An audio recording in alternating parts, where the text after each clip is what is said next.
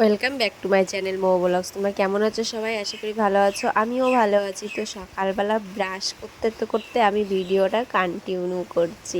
তো এই দেখো, এখানে রেমালের বৃষ্টি কিন্তু শুরু হয়ে গেছে, আর রাত্রবেলা কিন্তু ঝড়ও হয়েছে। যে রেমালের ঝড়টা তোমরা নাম শুনেছো, সবার মুখে মুখে এখন হচ্ছে রেমাল। তো সেই রেমালের ঝড়টা কিন্তু শুরু হয়ে গেছে রাত থেকে। আর এইখানে আমি দেখো বৃষ্টির মধ্যে ফুল তুলতে নেমে গেছি, কারণ সকাল সকাল ফুলটা না তুললে পরে যদি আবার বৃষ্টি আসে জোরে, তাহলে আর আমি ফুলটা তুলতে পারবো না।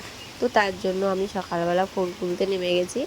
আর এইখানে কিন্তু ভালোই হাওয়া দিচ্ছে, জোরে ভালোই বৃষ্টি হচ্ছে।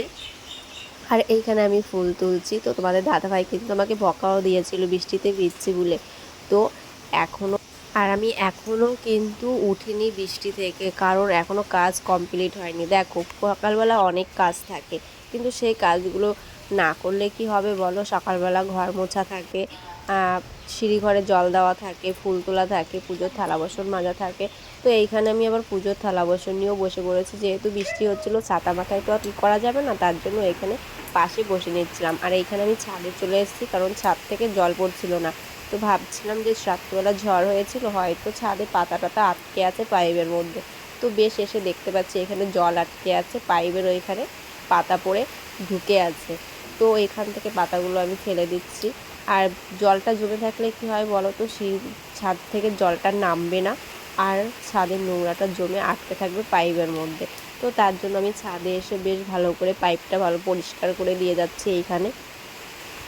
আর জলটা ভালোই নেমে যাচ্ছে। তো অনেকটা জলই কিন্তু বেঁধেছিল এইখানে। তো আমরা কিন্তু প্রথমে বুঝতে পারিনি যে পাতা আটকে ছিল। এবার বাবা বললো কি, ছাদ থেকে তো জল পড়ছে না, তুমি গিয়ে একটু দেখে আসো। তো আমি এখানে তার জন্যই চলে এসেছি ছাদে। আর এইখানে এসে বেশ বুঝতে পেরেছি যে জলই বেঁধে আছে। আর দেখেছো কত পরিমাণে বৃষ্টি হচ্ছে, আর ঝড়ের হাওয়াও দিয়ে দিচ্ছে।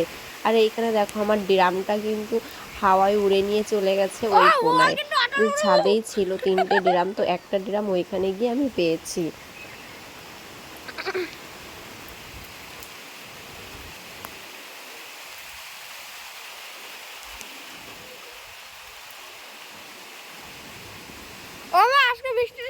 আর তোমাদের দাদা ভাই কিন্তু আমাকে নিচ থেকে বকা দিয়েই যাচ্ছে।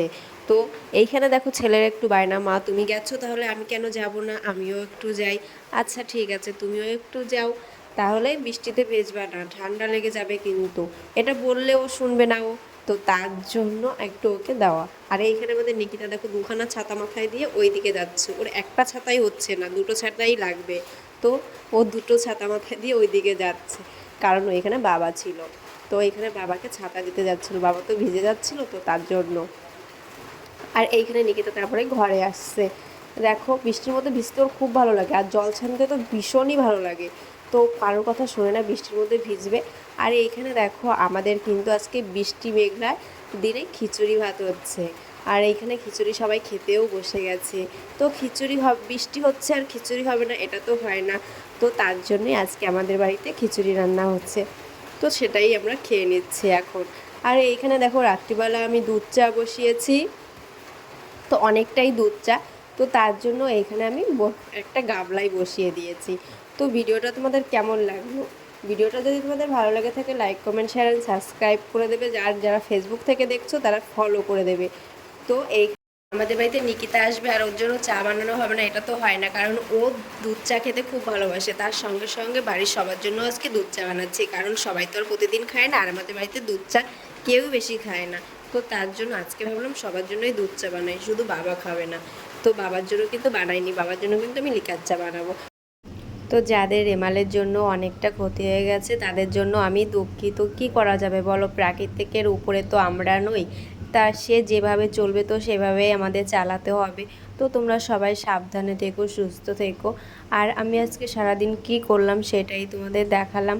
তো তো ভিডিওটা আমি আর বড় করছি না। ভিডিওটা যদি ভালো লাগে তো তোমাদের কি বলা আছে তোমরা সেটা করে দিও। আর যারা এখনও পর্যন্ত আমার চ্যানেলটিকে সাবস্ক্রাইব করো নি, তারা প্লিজ একটু সাবস্ক্রাইব করে নিও। তো চলো, টাটা।